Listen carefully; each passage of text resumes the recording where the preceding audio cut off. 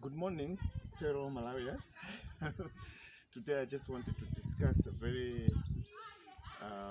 topic that is always in my heart, and I know many people. They always wonder when I talk most of the times or write something on Facebook. I normally talk a lot about education. Education is a very important thing in anybody's life. Uh, And if you have the opportunity to go to study at the university, please go for it. It's very important that you do that. And if you are a young person and your parents are hustling and struggling to raise money to send you to school, please take advantage of that. Because there are some other young people out there who don't have that opportunity. There are some people who were born poor, born in a village, whose parents cannot afford to actually pay for them to go to school.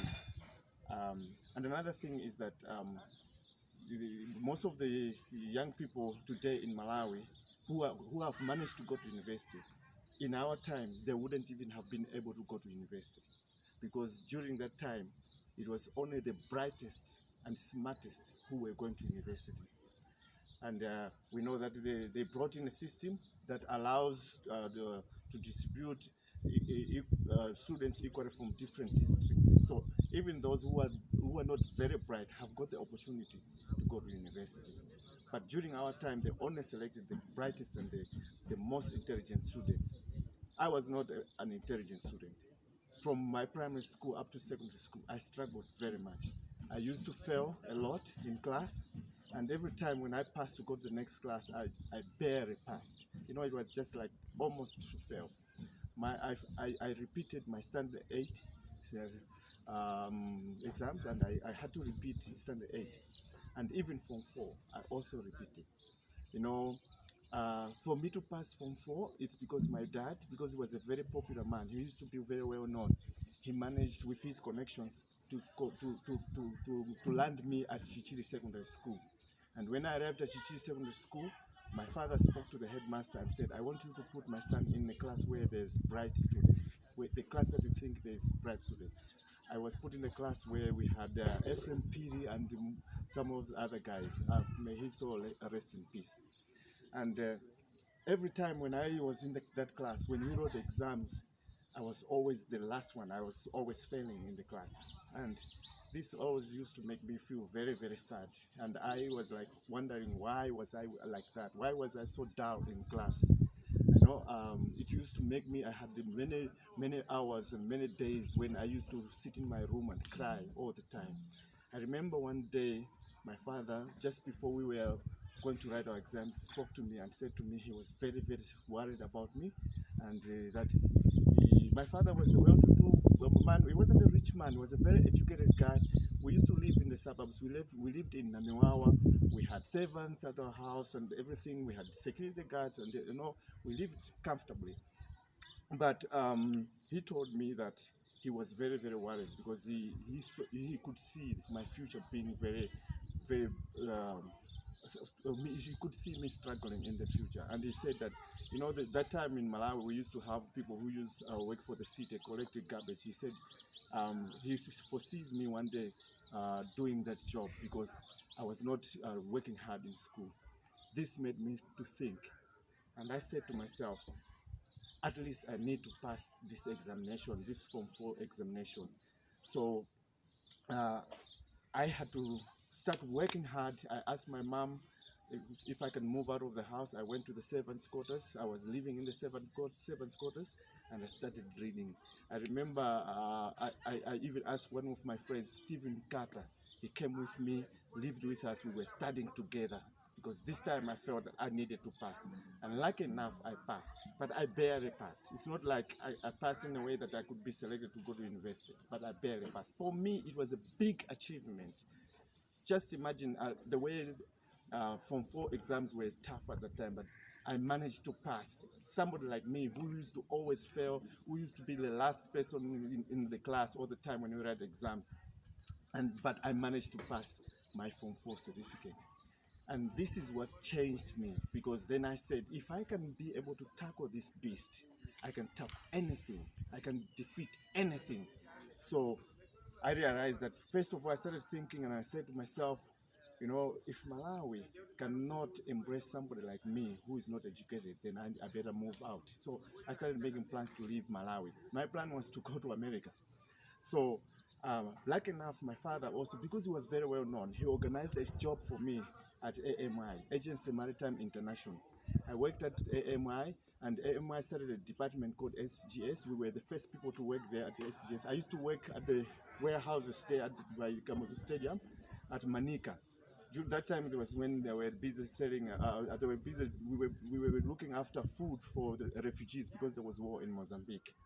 And then I started saving my money little by little, and then I used that money.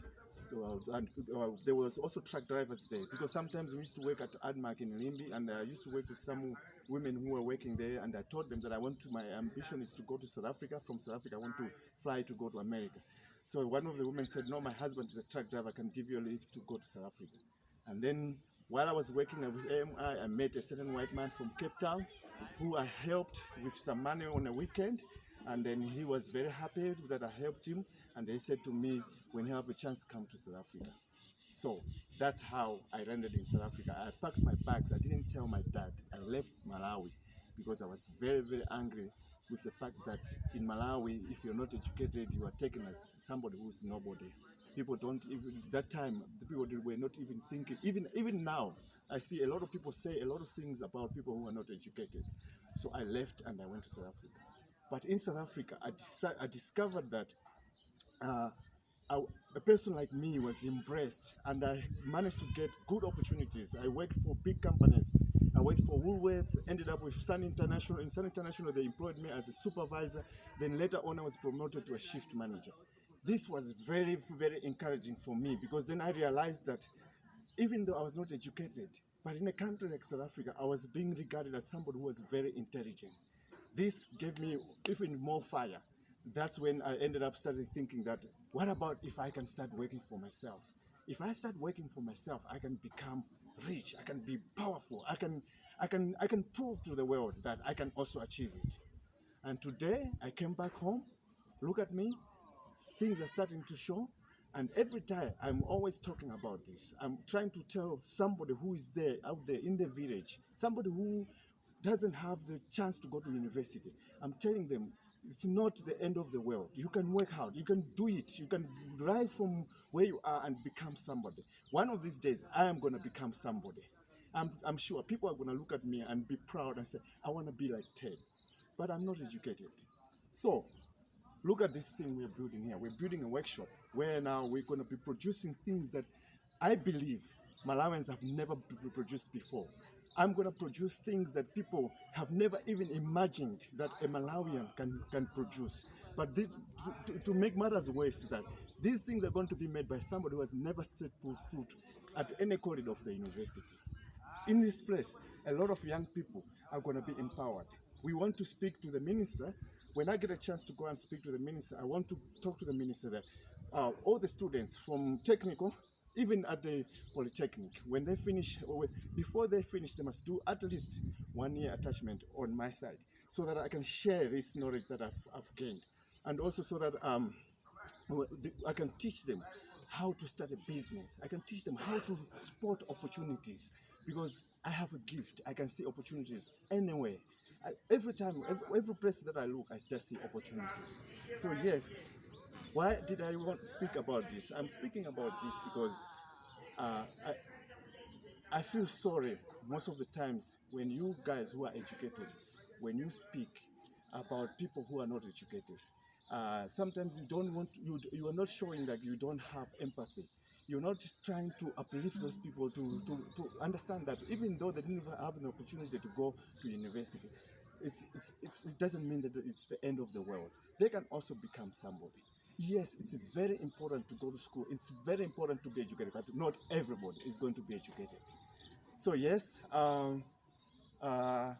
education is very important, but if you don't have the opportunity, start buying books, start reading, start looking for role models. Look at other people, what they're doing, who are doing very well, even if they're educated. Look at what they're doing. see if you can also tap into their knowledge and learn. Like what I've done, I've learned from so many people. I've learned from children, I've learned from the books, I've learned from the internet, I've learned from the educated people. So I've used that knowledge. Look at who I am today. Thank you very much.